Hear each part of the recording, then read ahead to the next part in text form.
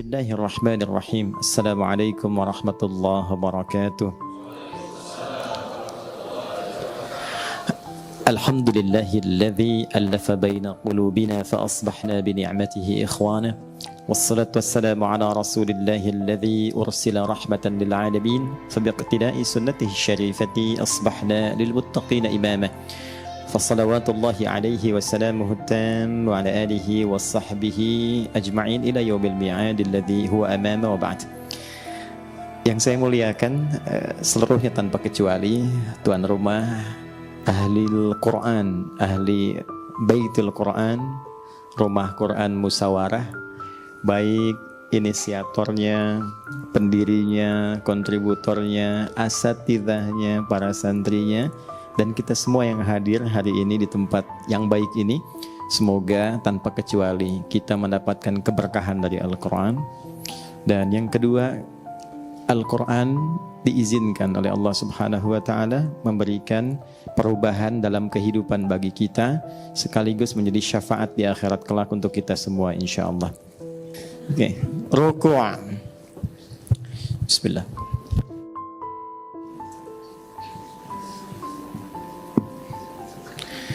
Baik teman-teman, kajian kita saya pernah tegaskan di awal selalu akan mengacu pada 3 aspek. Yang pertama, pemahaman tentang bacaan. Kedua, pemahaman tentang gerakan. Dan yang ketiga, tentang hikmah, tentang maknanya. Kenapa bacaannya itu atau esensinya, kenapa gerakannya demikian. Sumber pembahasannya hanya 2. Satu dari Al-Quran dan hadis Nabi Muhammad SAW yang dijelaskan para ulama kita. Yuk kita mulai. Bismillahirrahmanirrahim. Quran surah kedua Al-Baqarah di ayat ke-43. Sudah? Quran surah 2 Al-Baqarah ayat 43. Wa aqimus salata wa atuz zakata warka'u ma'ar raki'in. Dan tunaikanlah sholat olehmu dengan sempurna. Jadi kalau ada turunan kata aqim, aqimu, yuqimuna, artinya usahakan semampu kita dengan sempurna, bukan asal-asalan. Kata sholat dibuka dalam Al-Quran senantiasa diiringi dengan turunan kata aqimu. Alladzina yu'minuna bil ghaibi wa yuqimunas shalah wa aqimus shalah, aqimis shalah liduluki syams. Maksudnya apa? Kata Allah tuh, hei hambaku, kalau sholat jangan asal-asalan ya. Karena aku pun manggil engkau tidak asal-asalan. Jelas ya? Engkau aku panggil untuk diberikan sesuatu yang penting dalam hidupmu. Kenapa ya Allah? Hayya 'alal falah. Supaya engkau sukses, kau bahagia. Maaf ya, teman-teman yang di dunia seni misalnya, kalau perannya ditunaikan asal-asalan, sukses nggak? Tidak kan? Ya, dan itu sekedar drama kehidupan kan yang ditampilkan. Sesuatu yang tidak nyata pun kalau asal-asalan tertolak, bagaimana dengan yang nyata? Maka kata Allah, hei hambaku, kalau sholat tunaikan dengan sungguh-sungguh, jangan asal-asalan ya. Wa aqimus shalah, tunaikanlah olehmu sholat itu dengan sempurna sesuai dengan kemampuanmu. Wa atuz zakah, keluarkan zakat dengan ikhlas sehingga engkau merasakan kenikmatannya. Sedikit lompat sedikit. Ato itu dari kata ita. Ita itu memberi dengan ketulusan jiwa sehingga sampai pada penerima. Maksudnya kalau Anda mau zakat, kalau bisa berikan langsung kepada mustahiknya sehingga merasakan kenikmatannya. Teman-teman, kalaupun cuma 5.000 ya wajib zakatnya, Anda keluar tukang sapu yang di jalan, kemudian Anda papasi, Anda berikan. Bu, semoga ini bermanfaat. Terima kasih. Tiap hari ibu telah memberikan akses jalan yang baik untuk saya. Anda berikan 5.000, itu yang keluar di lisannya melebihi nilai 5.000 itu. Terima kasih Pak, semoga Bapak sehat ya Allah, rizkinya ditambahkan, dibaikkan, keluarganya semua sehat. Itu mahal. Mahal sekali. Saya pernah sampaikan ke beberapa teman berbagi kisah tentang kebiasaan dulu. Biasanya kami keluar sebelum subuh hanya untuk mencari 2 sosok. 1, tukang bersih-bersih jalan untuk mengucapkan terima kasih. Yang kedua adalah para pedagang-pedagang yang mereka mendagang semalaman hanya untuk menunjukkan bagaimana cara mencari yang halal. Ya. Dan itu pemandangannya indah. Kadang masih ada yang tahajud. Ada, teman-teman pernah temukan gak? Ya, tukang mie goreng dan tukang nasi goreng yang kalau malam itu kan bunyi, ya, kita dengar suaranya. Itu ada yang menjelang subuh tuh masih sempat membentangkan sajadahnya di trotoar hanya untuk bersujud pada Allah. Ya. Dan tidak ada keluhan di wajahnya. Dia berterima kasih dengan tenaga, ya, yang Allah berikan untuk mencari yang halal dengan keringatnya. Dia masih bisa sujud dengan sunnah. Maka bagaimana Anda yang diberikan kelapangan, kenyamanan, fasilitas, kemewahan, kebaikan, kedamaian di rumah tangga, berapa kali Anda bisa menyampaikan syukur pada Allah? Dan Anda hafal ayatnya, fabi ayyi ahlai rabbikum tukadziban. Sesekali keluarlah untuk bertemu dengan orang-orang seperti itu. Walaupun keluarnya terasa sedikit, tapi bagi mereka mahal. Dan itu baliknya kuat. Itulah ita wa atus zakah. Nah, tapi setelah itu yang dilengkapi oleh ayatnya warka'u ma'ar raki'in, dan ruku'lah bersama orang yang ruku'. Pertanyaannya, kenapa kok ruku' disebutkan lagi padahal di awal sudah dikatakan wa aqimus shalah. Salat kan sudah mencakup ruku'. Jelas? Kenapa disebutkan kembali? Ini dalam bahasa Arab disebut ta'kid, penguat untuk menunjukkan satu keistimewaan yang terletak di amalan itu. Artinya, ruku tidak sama dengan posisi lainnya.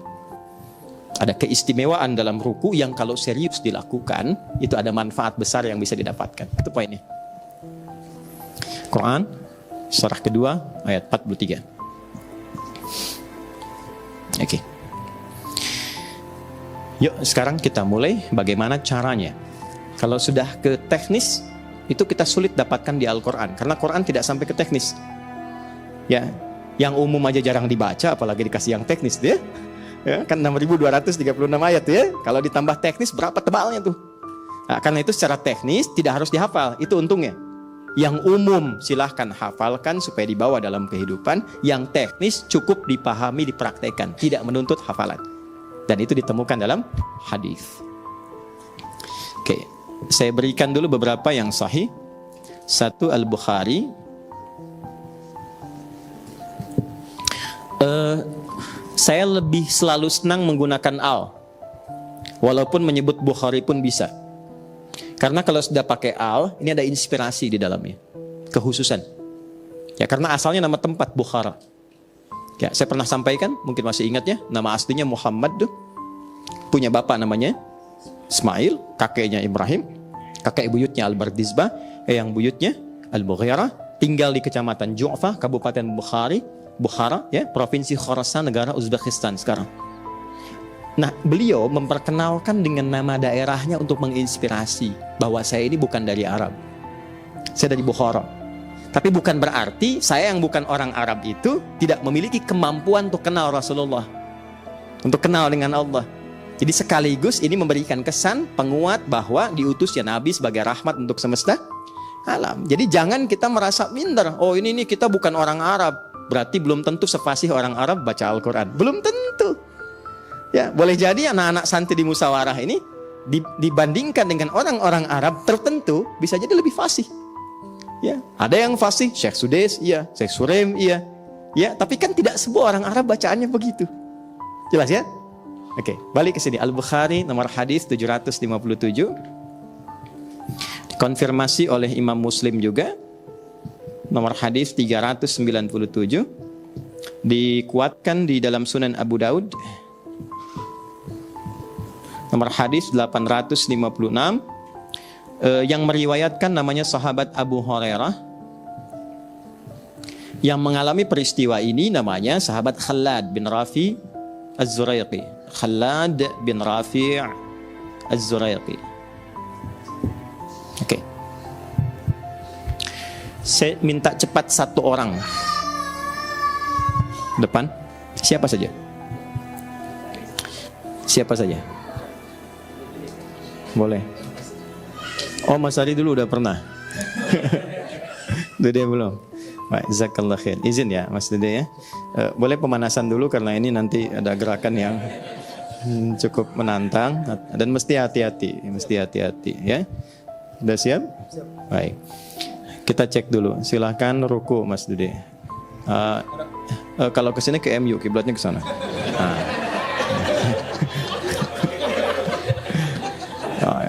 Udah? Sudah belum ya? Lihat ya kelihatannya. Baik, tahan sebentar. Mau diperbaiki atau begitu saja? Mau, silakan perbaiki. Ulangi. Sampai yakin. Maaf, terhalang. Silakan. Yakin? Tanya teman, 50-50. Dah. Yakin ya? Sudah. Tahan sebentar nih.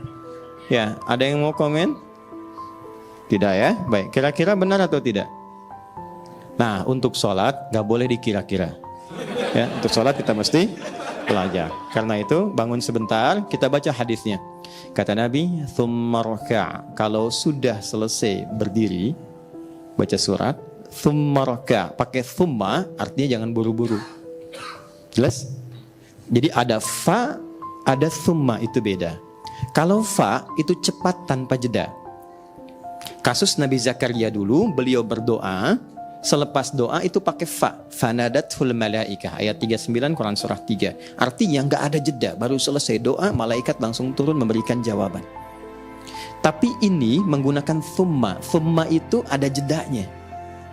Maksudnya apa? Kalau selesai baca surat, walam yakul lahu kufuwan ahad, tenang dulu. Jangan langsung belum ahad sudah ruku. Jelas? Ya, walam yakul lahu kufuwan ahad. Selesai. Baru tenang, setelah tenang darahnya mengalir cukup baik, baru kemudian ruku. Jelas sampai sini? Baik, itu bagian pertama. Karena kalau musim taraweh ini suka lupa. Kalau mana ada Allahu Akbar, ya. Saya tuh suka bingung ya. Saya tuh 11 rakaat hampir 1 jam. Ada yang 23 rakaat 5 menit. Ya. Nah, itu mungkin sudah hatam ya. Ada pesana. Dulu. Tahan, tenang. Tsumma raka'. Setelah tenang baru kemudian rukuk. Silakan. Rukuk. Ya. Tahan ya. Biasanya begini atau angkat tangan. Allahu Akbar turunnya. Coba diingat-ingat. Biasanya kalau sudah lam yakul lahu kufuwan ahad, angkat tangan begini atau langsung. Ya. Amin. Stop. Tahan. Baik ya. Ngadap ke sini ke depan supaya kelihatan. Tahan sebentar ya. 1, posisi kaki tidak terlalu lebar, tidak terlalu rapat, tapi usahakan sejajar dengan pinggangnya. Ya, atau bahu dari sini sejajar. Nah, ini lebih enak. Jelas? Ini ke bawah terus nih, akan ke bawah terus. Ini sudah saya terangkan di pertemuan lalu. Yang kedua, posisi tangan, telapak tangan, ini. Ini boleh 2 pilihan. 1, sejajar dengan bahu di sini, izin Mas. Sini ya. Sini. Nah. Jelas ya? Di sini hadwa mankibaihi. Yang kedua riwayat An-Nasa'i yang beliau pilih tadi, agak naik sedikit ke daun telinga dekat. Tidak terlalu bulat, kalau bulat roti O. Depan. Direkam ya. Sebentar ya, keringetan di tangan. Nggak boleh ketawa, senang salat ya. Terus gini. Nah, oke, turun sedikit. Nah, jelas? Oke, 2 sini, tahan sebentar. Ini angkat. Ini posisi bisa dipertahankan 2 ini karena nanti akan dibawa dalam sujud. Posisi ini. Jadi silahkan pilih mau yang di sini nyamannya di bawah sini atau yang di sini bebas. Kalau sudah nyaman di sini, lakukan di sini. Sudah? Kemudian rafa'a yadaihi, kemudian mengangkat tangannya untuk ruku, tsumma raka'. Lalu ruku silahkan. Allahu Akbar. Kenapa saya minta beliau tadi mengangkat dulu atau pilih silahkan? Karena ada posisi tangan diangkat, ada posisi tidak diangkat. Saat ruku biasanya diangkat. Oke. Sudah? Udah ya? Enggak, maksudnya sudah ruku ya?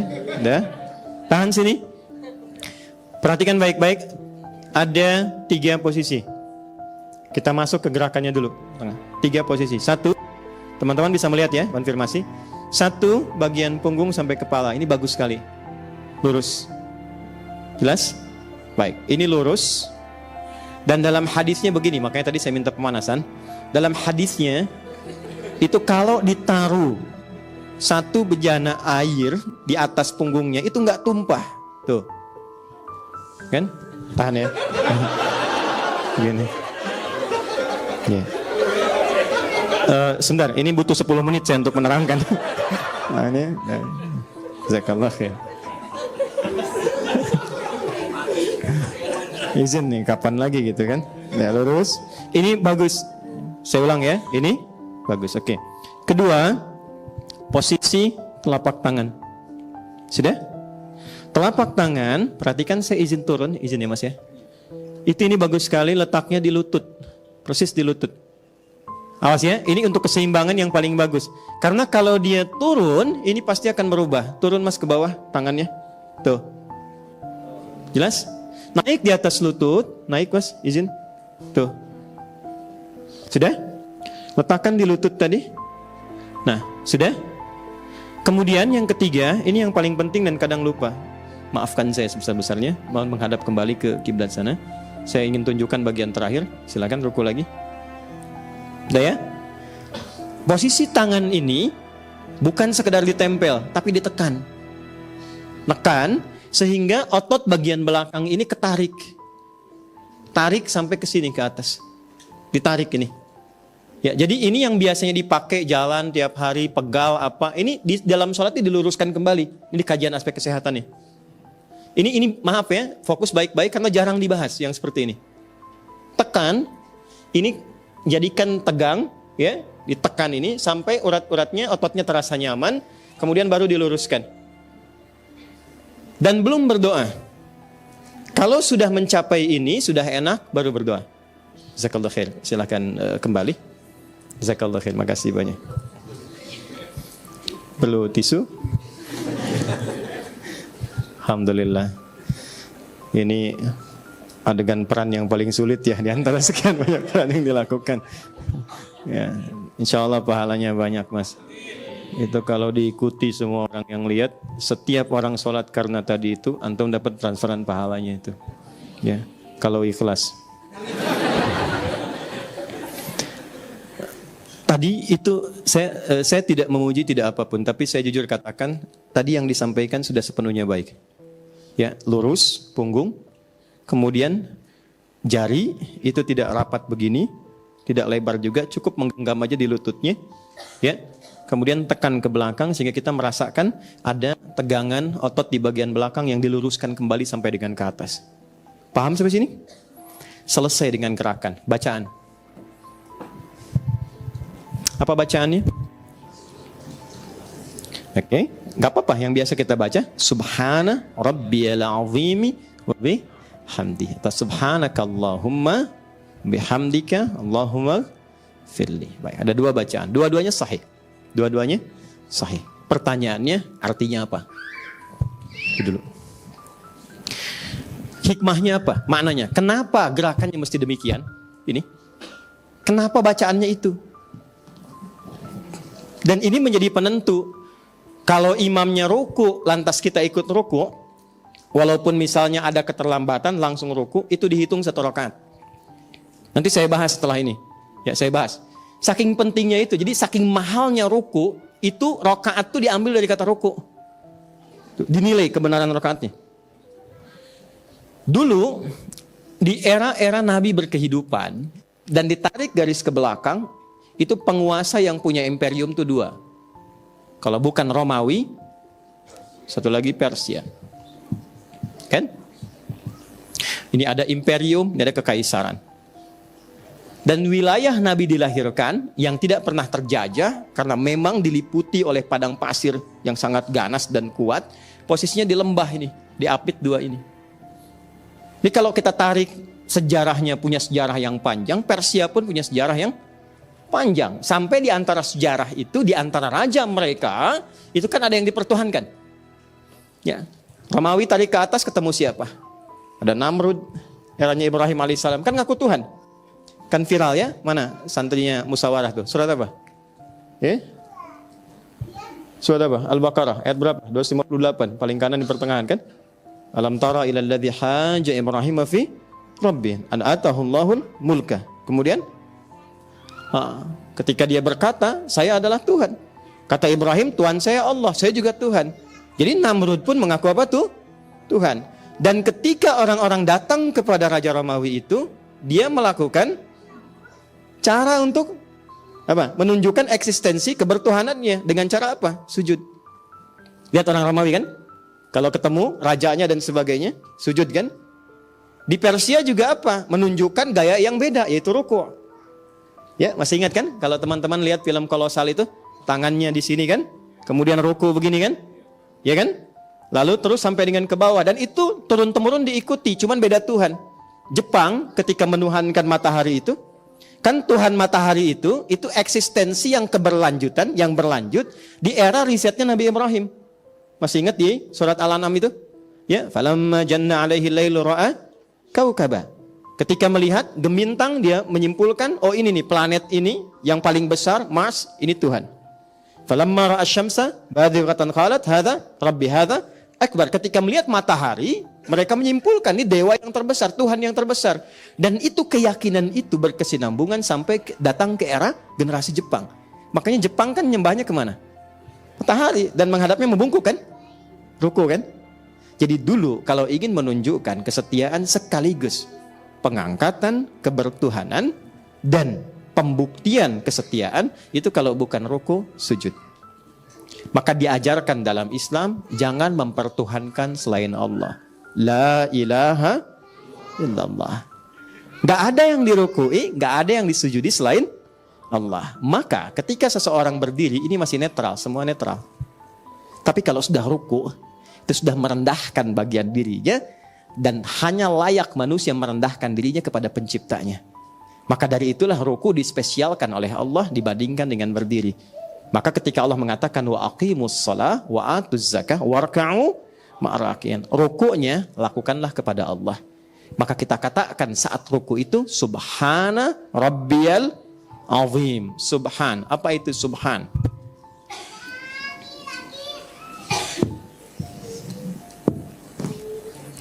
Anda benar jawab, saya kasih hadiah umrah. Saya serius, tapi bukan yang musyawarah. Bukan santri, bukan ustadz. Waktu habis. Begini, subhan. Nanti kalau saya tanya lagi, nggak usah takut salah, ya, karena benar belum tentu dapat pahala, salah pun nggak keluar dari sini ya. Subhan itu kata yang diungkapkan jika Anda temukan sesuatu atau mendengar sesuatu yang tidak sesuai dengan keagungan dan kedahsyatan zatnya Allah. Contoh, Al-Baqarah ayat 116. Wa qalu ittakhadallahu walada. Dan mereka berkata, Allah punya anak. Kira-kira kalimat itu benar nggak? Ya, kita orang Islam meyakini tidak kan? Dan itu yang paling dahsyat. Mempersekutukan, menganggap Tuhan punya anak itu tuduhan yang nyata. Kan? Sesuatu yang salah. Siapa yang belum menikah ini? Yang ini aja, santri ya. Misal, saya katakan gini. Ya, itu punya anak tuh. Padahal nikah aja belum. Ya kan? Kita katakan punya anak tuh. Padahal nikah aja belum. Pasti Anda akan menolak. Ya kan? Apalagi Tuhan yang tidak menikah dan tidak punya hasrat untuk itu dan pencipta segalanya, maka dikatakan Tuhan punya anak. Maka itu bagian yang tidak layak yang disertakan kepada Allah. Maka Allah langsung membantah, subhana, nggak benar itu. Maha suci itu kan, kalau suci itu bebas dari yang kotor kan? Itu tuduhan kotor sekali. Allah suci dari itu maksudnya. Jangan berkata yang kotor. Yang paling kotor dinisbatkan kepada Allah adalah kata-kata yang tidak sesuai dengan keagungan zatnya. Jelas di sini? Oke, satu. Subhan. Nabi itu dituduh oleh orang-orang yang antipati pada beliau pada masa itu dengan mengatakan, mustahil Muhammad kamu itu bisa ke Masjidil Aqsa, ke Palestina, cuman semalam balik lagi. Terus bilang-bilang naik ke langit lagi. Ya. Itu Abu Jahal senangnya bukan main tuh. Nanti saat kita umrah ya, berangkat, nanti saya tunjukin tuh di mana rumahnya Abu Jahal tuh dan kapan peristiwa itu terjadi. Jadi Abu Jahal itu saat mengetahui informasi Nabi Isra dan Mi'raj itu senangnya bukan main. Karena ada satu bahan ya untuk merosting Nabi. Ini paling gampang nih gitu ya. Habis nih Muhammad nih. Ya, dipanggil semua orang, disuruh naik Rasulullah itu ke Jabal Qubais yang sekarang jadi istana raja itu. Nah, istana itu yang di bukit tempat istana itu simbol kepemimpinan, simbol kekuasaan. Di siapa yang naik ke atasnya ini menunjukkan penguasa wilayah. Itu sejak zaman dulu. Makanya sekarang ada istana itu untuk menunjukkan ini pemimpinnya. Nah, menariknya Abu Jahal, Abu Jahalnya itu, ya, itu ngangkat Nabi, diminta beliau supaya naik ke atas Jabal Qubais itu, bukit ketinggian, untuk memproklamasikan tentang peristiwa Isra itu. Itu senangnya bukan main karena beliau merasa, Abu Jahal merasa dia punya bahan untuk merendahkan Nabi. Ya, udah selesai. Akhirnya ketika Nabi katakan, saya barusan tadi malam diberangkatkan ke Palestina, kemudian naik ke langit, balik lagi. Itu ketawa Abu Jahal. Inilah ya Muhammad nih yang kayak begini nih, yang ngaku-ngaku rasul, nyampaikan berita fiksi, nyampaikan macam-macam yang nggak mungkin itu bisa diraih. Itu hampir semuanya murtad. Yang telah yakin dan yang belum yakin itu semakin yakin untuk tidak mengikuti seorang Muhammad SAW. Sedang ada di puncak keraguan. Tinggal satu orang lagi. Kata Abu Jahal, kalau satu orang ini ikut kita, selesai dakwahnya Muhammad SAW. Seorang itu namanya Abu Quhafa, gelarnya Abu Bakar. Rumahnya posisinya di Hotel Hilton yang lama, yang samping Zamzam sekarang. Di Zamzam ada alur sedikit, kemudian sampingnya ada Hotel Hilton yang keren. Itu kalau teman-teman naik ke atas tangga ada eskalator, belok kanan, nah itu posisinya rumah Abu Bakar yang sekarang jadi musola. Ya, kalau naik lagi kiri ke atas sedikit yang sajadah Turki itu yang murah-murah di atas tuh. Ya. Nah, itu Abu Bakar di situ. Itu dijemput tinggal satu orang lagi. Begitu datang Abu Bakar, kemudian datang, ada apa katanya? Ketawa Abu Jahal, kamu dengar sendiri Muhammad katanya. Dengar sendiri. Begitu disampaikan oleh Nabi, tadi malam saya diisrakan, berangkat ke Palestina, naik ke langit, terjadi begini. Sudah senyum, tinggal tunggu proklamasi. Apa kalimat Abu Bakar? Laukana Muhammadun, kalaulah Muhammad sallallahu alaihi wasallam qala, beliau berkata, wara'a hadzal jabal, di belakang bukit ini aduun, ada banyak musuh yang siap menghantam kita di Mekah, dan itu tidak terjadi, saya akan tetap mempercayai Muhammad. Karena track recordnya semua bersih. Saya akan tetap percaya Muhammad. Nah, membenarkan sesuatu yang belum diketahui kadar kebenarannya, walaupun dia pasti benar, tapi belum diketahui kadar kebenarannya, itu disebut shadiq. Tapi membenarkan sesuatu yang belum diketahui kadar kebenarannya saat orang lain meragukannya, itu disebut siddiq. Maka sejak peristiwa itu diberi nama Abu Bakar As-Siddiq. Hanya dengan satu orang itu menegaskan komitmennya, itu yang tadinya ragu jadi meningkat keyakinannya, yang tadinya mau meninggalkan Rasulullah jadi berbalik mendukung Rasulullah. Nah, kita perlu orang-orang seperti itu. Dan kita kekurangan itu. Tipe-tipe Abu Bakar yang kalau bicara semua tahu itu baik. Siapa teladan kita yang kalau orang bicara itu satu orang tuh kita yakin tuh benar tuh, kita bisa ikut. Nah, ini yang percikan ini yang disebutkan sami'na wa ata'na. Ya, itu yang di Al-Baqarah 285 itu. Sekarang tipe-tipenya kan sami'na wa nanyaina. Ya, kami dengar, kami konfirmasi. Banyak tanyanya gitu kan. Sehingga dengan kebanyakan bertanya itu menjadi sedikit yang diamalkan. Ya. Ya, gitu. Paham? Yuk, balik ke sini. Jadi itu sisi yang terkait dengan subhan. Maka turun pembenaran dari Allah tentang peristiwa itu. Ketika Abu Bakar mengatakan demikian, Rasulullah menegaskan, turunlah Quran surah ke-17 dengan hasil manfaat dari peristiwa Isra dan Mi'raj itu. Kan sholat kan? Berapa rakaat? 17 rakaat. Surah ke-17 ayat pertama. Apa pembukaannya? Subhanalladzi asra bi'abdihi lailam minal masjidil haram ilal masjidil aqsa. Oke, itu kan nas. Kalau nas itu kan orang belum tentu percaya kan? Saya bertemu non muslim, bisa teman-teman yang Kristen atau yang Hindu, yang Buddha, saya sampaikan berita di Quran, langsung percaya nggak? Belum tentu. Tapi kalau dibuktikan itu secara ilmiah, oke, dikonfirmasi, maka turun jawaban. Silahkan suruh tanya, ya, pada kafilah dagang yang lewat di perbatasan, apakah pernah terjadi ini enggak pada waktu itu? Nabi sebutkan, ada kafilah ini, ada peristiwa ini, dan itu dikonfirmasi oleh orang yang betul-betul lewat pada malam itu.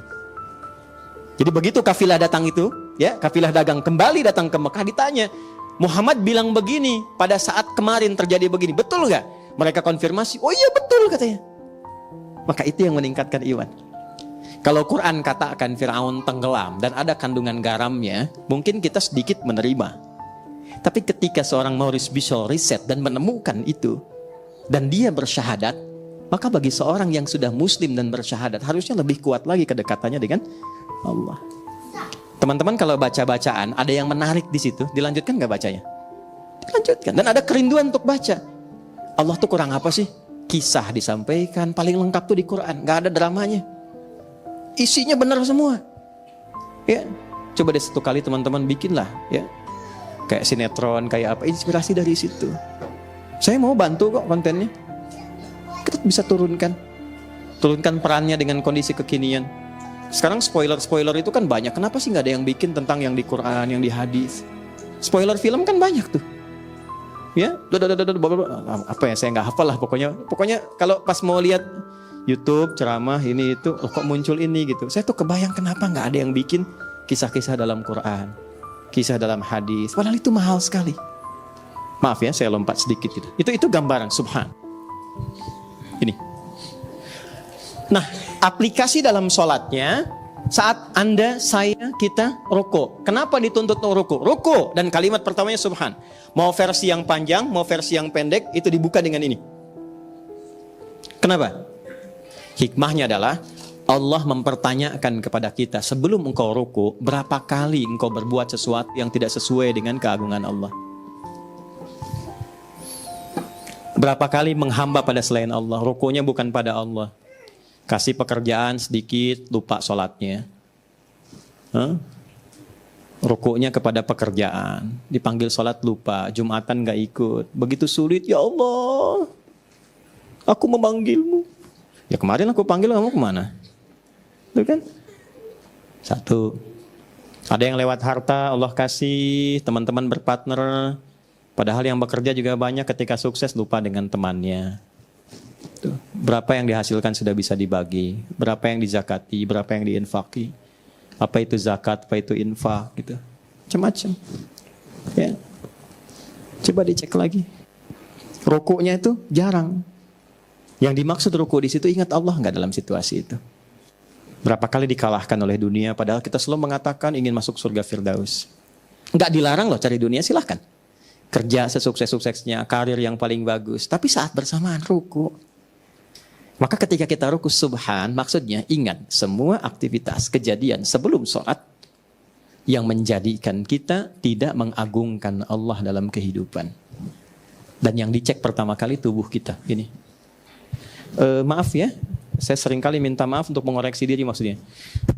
Mata ini saat Allah menciptakan mata, kan Allah kasih fungsi kan? Gak apa-apa, biar. Kan saya nggak di sini.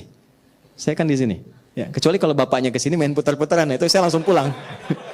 Ini benar nggak apa-apa. Lagi nggak apa-apa. Lagi nak nggak apa-apa. Nggak apa-apa biar. Kan sayanya udah. Nah, iya bagus. Nah, terus. Ah hebat. Ya, masya Allah. Ya tepuk tangan semuanya. Alhamdulillah. Top. Alhamdulillah. Ya. Nah, balik lagi sini. Tenang aja Mas Dimas, tenang. Nggak apa-apa. Saya senang anak-anak senang. Nggak ada masalah. Mata. Ini penciptanya siapa? Allah ngasih fungsi. Teman-teman bikin rumah, terus menempatkan sesuai fungsi. Saya pengen sofanya di sini. Saya pengen toiletnya ini, kamarnya ini. Datang saya bertamu, saya bilang, saya robah aja sofanya ke sini. Ya kan? Udahlah, saya ganti sofa depan toilet. Gayung jadikan untuk minum. Ya gelas untuk di. Nah. Kira-kira Anda yang tuan rumah bagaimana? Gak nyaman kan? Dan saya maksa. Allah menciptakan mata supaya dipakai melihat yang baik. Allah ciptakan lisan untuk berkata yang baik. Bukan untuk mencela. Bukan untuk pelototi orang. Bukan untuk merendahkan orang. Nah yang paling menarik adalah orang itu ruku, tapi saat yang bersamaan dia bisa mencela orang lain. Merendahkan orang. Bahkan dilakukan sesama muslim. Maka dari itu ketika Anda, saya, kita ruku, ingat itu. Apa bagian tubuh kita yang kita rendahkan itu yang sering kali melanggar ketentuan Allah. Mungkin itu yang menjadikan doa kita tuh jarang terkabul. Doa kita, maaf, doa siapapun lah. Ya. Poin. Itu poinnya. Oh, kok lisan baru dipakai mencela terus dipakai mendoa? Allah yang menciptakan lisan nggak mau dipakai itu, terus kita minta. Barusan cela orang, sekarang kita doa.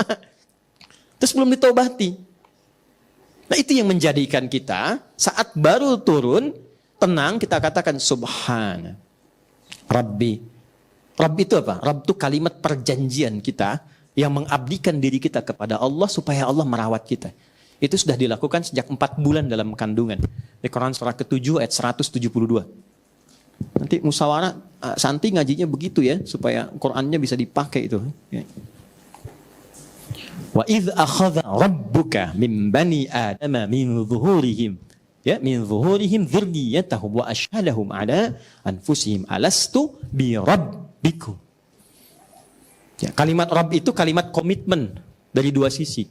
Kata Allah, apakah engkau siap menjadikan aku sebagai Tuhan yang engkau pertuhankan, engkau ibadahi, selama engkau berkehidupan, lantas dengan itu aku akan merawatmu, memperhatikanmu, menyayangimu, memaafkan kalau salah, mengampuni kalau dosa, menyembuhkan saat sakit, memberikan jalan keluar dalam kesulitan. Itu Rabb namanya. Keadaannya rububiyah. Sifat yang melekatnya disebut Rabb. Maka kita katakan tanpa fikir. Bala itu tanpa fikir. Ya. Kalau na'am masih ada fikir kadang. Ya, Ustaz, wallahi ghayyir hadha bil laban misalnya. Ustaz, tolong ganti air bening ini dengan susu. Na'am itu masih mikir, emang kenapa air yang bening ini?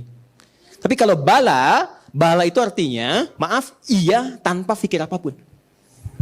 Oke, Anda ditawarkan begini, Anda ikut saya ya, nanti kebutuhan dijamin, kalau sakit saya bawa ke dokter terbaik, kalau salah pun saya akan maafkan, keperluan kemudian saya akan coba penuhi. Ya. Lalu saya katakan, mau ikut saya enggak? Oh iya mau, tanpa fikir, itu bala namanya. Jelas ya, bala. Sekali ya, kalau 2 kali jadi makanan tuh. Ya. Lalu syahidna, dari syahidna itu ada kata syahadat, bala, syahidna. Oke. Kalimat itu kalimat komitmen. Kalau benar kita mempertuhankan Allah dan menyembahnya, maka berlakulah hukum tadi. Ya, itulah sebabnya yang menjadikan saat kita berdoa, kalimatnya sering menggunakan kata Rabb. Coba kalau mau dikaji ya. Rabbana zalamna ya. Rabbana la tu'akhidna in au doa paling favorit. Rabbana atina fid dunya. Pakai Rabbana kan? Rabb. Nah, saat kita menggunakan kata Rabb itu adalah tagihan dari kita seakan mengatakan begini, ya Allah, engkau berjanji dulu kepadaku. Saat aku sakit, kau akan sembuhkan. Maka sekarang aku sakit dan tidak ada yang menyembuhkan kecuali engkau. Kalau dengan memohon kepadamu belum sembuh juga, maka mohon tunjukkan kepada aku kepada siapa lagi aku mesti memohon. Ya Allah, engkau berjanji akan mencukupkan rizki untukku. Sekarang engkau tahu ya Allah, aku sedang dalam kesulitan. Kalau dengan kepadamu yang Razzaq, maha pemberi rizki, aku belum mendapatinya, kepada siapa lagi aku mesti memohon? Itu Rabb namanya. Tapi kapan itu dikabulkan? Kalau ada pembuktian dari kita dalam bentuk komitmen berupa ibadah. Ini yang dimaksud Quran surah ke-2 ayat 186. Ya, sebentar. Ya. Okay. Wa idza sa'alaka ibadi anni fa inni qarib. Teruskan, ujibu da'watad da'i idza da'ani. Caranya falyastajibu li.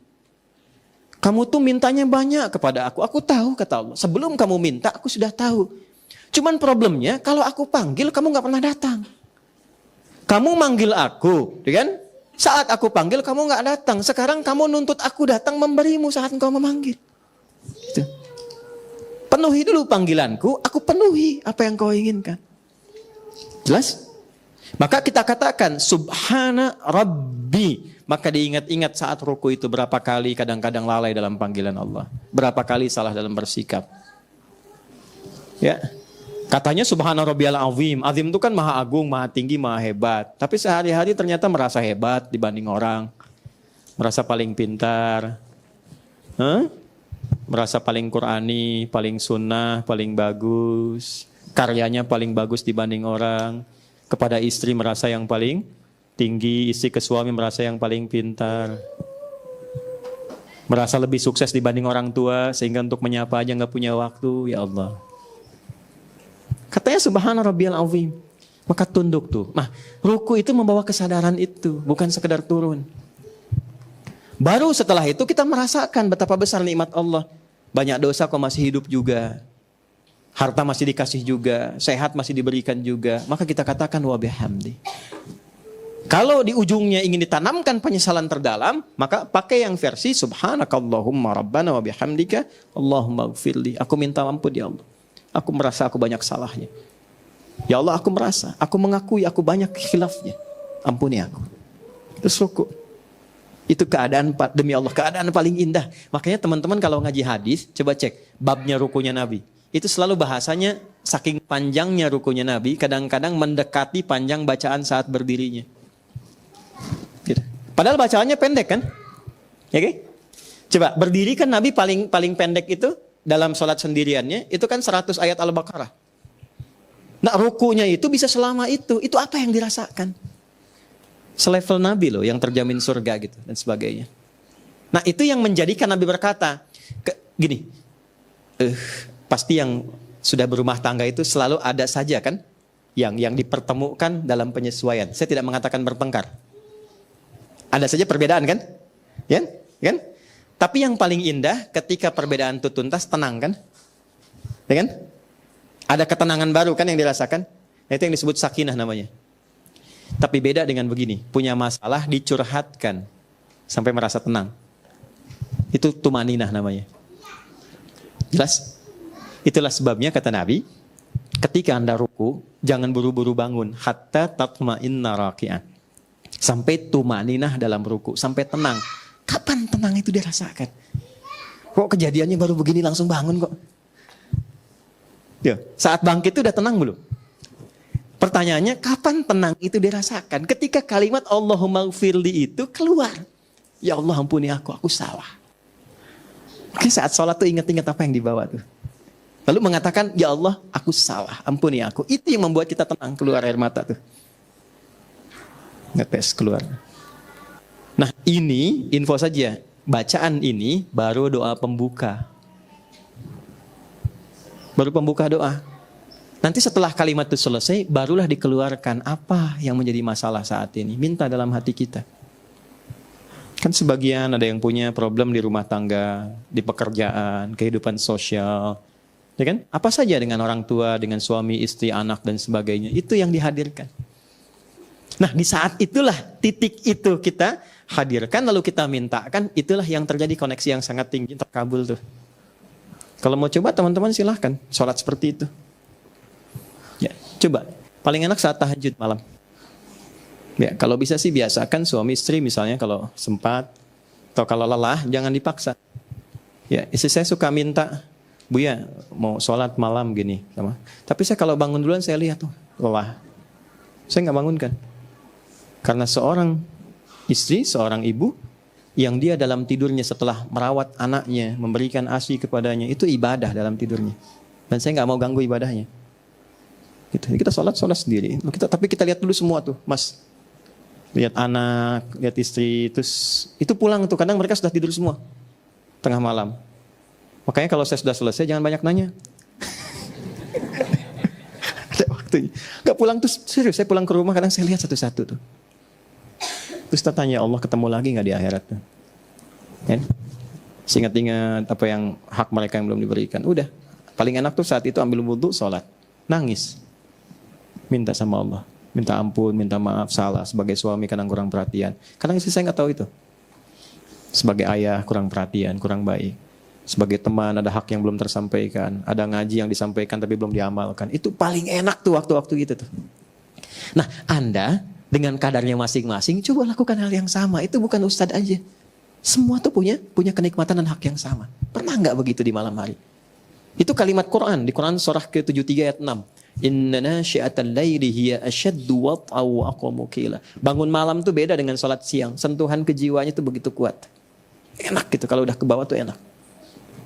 Nah itu dibawa. Kalau sudah merasakan Allahumma gfirli, baru minta sama Allah. Itu sebelum diungkapkan, Allah sudah jawab. Kadang-kadang begitu. Sebelum diungkapkan. Ya, jelas? Nah karena itulah kemudian orang-orang yang sedang ruku sampai ke titik itu diminta oleh Allah bangun. Ketika bangun kamu minta apa? Sepenuh langit dan bumi pun, atau sepenuh apa yang kau inginkan aku berikan. Maka kita katakan sami Allahu liman hamidah. Ya Allah, engkau pasti dengar doaku ya Allah. Dan aku memujimu dengan semua apa yang kau dengar itu. Maka dijawab oleh Allah. Makanya ada yang mil'a, ada yang mil'u. Dua redaksi. Kalau mil'a itu jawaban. Mil'as samawati wa mil'al ardi wa mil'a ma syi'ta min syai'im ba'du. Hambaku engkau minta apa? Apakah sepenuh langit, sepenuh bumi? Di antara keduanya, apapun yang kau minta, aku berikan saat ini seperti yang kau komitmen dengan doa dalam rukumu tadi. Itu maksudnya. Makanya jangan buru-buru sujud hatta ta'tadila qa'iman, sampai tegak lagi. Tuh. Jadi orang yang sering merendahkan dirinya kepada Allah, itu Allah akan tinggikan derajatnya. Ke Allah tuh kebalik dengan manusia jauh. Jadi kalau maaf ya, kalau dengan Allah itu sering seseorang meninggi, Allah pasti rendahkan. Tapi kalau sering merendah, Allah pasti tinggikan. Jadi orang-orang yang sering ruku dan sujud dalam hidupnya, itu pasti derajatnya diangkat oleh Allah. Walaupun standar kehidupan sosialnya menurut manusia itu biasa.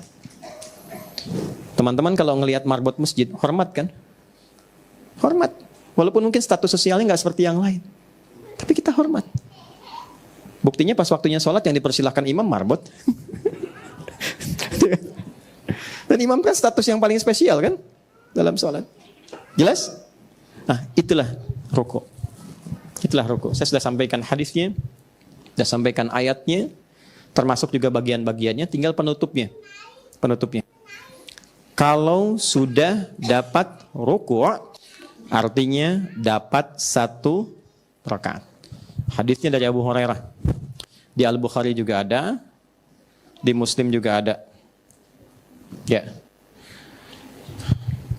Saya bacakan hadisnya. Sudah?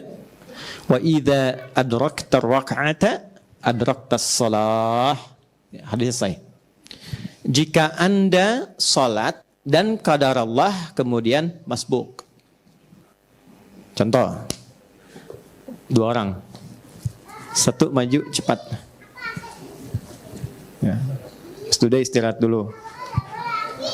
Pak Sejal maju sama Sarman. Pak Sarman dulu sebentar. Sejal nyusul. Sarman di sini. Izin sebelah sini dulu. Nah, posisi kemudian ruku. Datanglah Mas Rijal. Nah, ini izin mohon maaf ya, Mas Sarman, Kang Arman maju sedikit dulu supaya agak space. Nah, hadap sini dulu ke saya. Tahan. Lagi imam jangan nengok. Boleh nengok dulu sini. Ini sholat mau bawa topi kira-kira gimana? Boleh nggak sholat pakai topi? Boleh, Kang boleh bangun dulu nggak apa-apa, biar lihat dulu. Nah, kalau sholat pas pakai topi, boleh nggak? Apa dalilnya? Pakai peci. Kan pakai peci atau kopiah juga boleh. Nah ya, sebenarnya simple aja. Nggak semua harus pakai dalil-dalil yang rumit. Yang penting rambut saya nutupin bagian kepala saya, itu aja. Zaman Nabi nggak ada, emang nggak ada topi zaman Nabi itu aja. Jadi boleh, silahkan ya. Ini pakai begini boleh, nggak ada masalah. Tapi ingat, jangan menutupi bagian sujud, kening ini. Ya, nah ini kan kening nih, ya. Kalau bisa naikin lagi ke atasnya dikit. Nah, supaya ini nggak ada hambatan. Jelas sampai sini? Baik, beliau sedang ruku, ini datang. Ya, statusnya apa, Mas? Masbuk ya, ulangi. Kenapa masbuk? Jangan ketawa. Contoh. Orang lain bisa sholat berjamaah, pas satu antum masbuk. Sibuk apa antum sampai lupa sama Allah? Kang, ini apa? Gak bisa sih ini. Jadi imam antum jangan nengok. Jangan diulang ya. Hidup pengen mudah, rizki pengen gampang, sholat masbuk. Ya. Jangan diulang ya. Ustaz keburu itidal. Dah, ini ruku. Nah, antum apa yang dilakukan? Terserah, bebas. Tahan sebentar. Berdiri dulu. Mas Anam boleh, Mas Arman boleh berdiri. Betul tadi yang dilakukan. Jangan langsung ruku karena sholat dibuka dengan takbir. Tapi takbir pun jangan buru-buru. Itu ya. Walaupun takbir aja dulu, nggak apa-apa, tenang aja. Ingat, kan belum salam. Belum salam. Sepanjang imam belum salam, artinya kita kalau ikut ke imam masih bisa ikut jamaah. Jadi kalau imam sudah tahiyat akhir pun kita datang, takbir, langsung tahiyat, itu dihitung jamaah. Di saat Anda bangkit lagi menyempurnakan, itu walaupun sendirian hitungannya jamaah. Jangan buru-buru. Takbir, Allahu Akbar, lalu kemudian langsung ruku. Jelas? Kalau imamnya ruku, kemudian ini Mas Rijal juga ikut ruku, Mas Arman. Kemudian ruku ini, ya kata Nabi langsung ruku. Nah, saat ruku ini, itu sudah dihitung 1 rakaat. Jelas? Ini sekarang sedang salat subuh. Ini rakaat pertama. Ruku ini datang karena uzurnya syar'i, ya dibenarkan oleh agama. Datang, langsung ikut ruku. Nah ini saat ikut ruku, itu dihitung dapat 1 rakaat. Jelas? Tapi tidak boleh modus. Ya, udah tahu nih imamnya, kan? Wah, Arman nih, Baqarah misalkan. Ya. Misal contoh, Alif Lam Mim aja gitu. Ya misal nih, ini udah tahu nih. Ada hadisnya ruku lumayan, tungguin tuh. Padahal di belakang udah tahu. Jadi begitu ini ruku baru masuk. Allahu Akbar. Itu dosa. Jelas? Ingat, uzur syar'i. Terlambat misalnya ke masjid, datang karena kondisi tertentu, imam pas ruku, langsung ruku. Jelas? Itu dapat 1 rakaat. Dan itu keterangan Nabi, bukan keterangan Adi. Keterangan Nabi. Idza adrakta rak'ata, kalau engkau dapat 1 ruku dalam imam, adraktas shalah. Engkau mendapatkan 1 rakaat. Jelas di sini? Baik, silakan. Nah, bagaimana kalau sudah i'tidal? Fala yu'tadda minhu, maka tidak dihitung. Dihitungnya berjamaah tapi enggak dihitung rakaat. Jelas ya? Misal, Allahu Akbar ruku, sami Allahu liman hamidah, Anda masuk, langsung ikut i'tidal. Tapi itu dihitung sebagai penyerta jamaah, bukan rakaat. Ikut serta dalam jamaah tapi tidak dihitung 1 rakaat. Nah, jadi i'tidal aja enggak dihitung 1 rakaat, apalagi sujud. Jadi kalau dapat sujud dengan imam itu belum dihitung 1 rakaat. Nah, tapi dihitung berjamaah. Jelas sampai sini? Oke. Saya kira itu yang menjadi bahasan kita hari ini. Saya simpulkan. Ruku adalah bagian yang istimewa dalam praktikal sholat. Ada keistimewaan yang berbeda dengan berdiri saat ruku. Orang yang mampu ruku dengan baik, 1, Allah menjamin akan memuliakan ia dalam hidupnya dengan mengangkat derajatnya. Jadi kalau Anda di kantor diangkat di tempat yang baik. Di rumah tangga diangkat dengan derajat yang baik. Di kehidupan sosial diangkat dengan baik. Sepanjang dia selalu menjaga rukunya dengan baik. 1, itu janji Allah. 2, hendaknya orang ruku tidak sekedar memformalkan ruku sebagai kewajiban atau rukun dalam sholat. Tapi juga menyertakan hikmah, esensi ruku saat itu dilakukan. Sucikan Allah dari berbagai hal atau perilaku kita yang kurang baik, yang tidak sesuai dengan kemuliaan Allah. 2, berusaha mengoreksi diri, bermuhasabah dalam posisi ruku atas segala perilaku yang tidak layak yang kita lakukan, dan saat bersamaan dengan itu kita mengagungkan Allah. Dan yang ketiga, berdoalah dengan khusyuk kepada Allah setelah menyempurnakan tahapan-tahapan yang tadi telah disampaikan. Ya, niscaya dalam doa itu Allah akan mengangkat kita dan menjawab dengan menawarkan, apa permohonanmu hambaku. Ya. Nah nanti itulah sebabnya kenapa setelah i'tidal kita sujud. Karena Allah tawarkan mau minta apa, itu yang menjadikan sujud lebih lama dibandingkan dengan ruku. Karena curhatnya ditempahkan dalam sujud. Nah sekarang tinggal bagaimana cara i'tidalnya, bagaimana cara sujudnya. Kita akan bahas itu dalam pertemuan yang lain.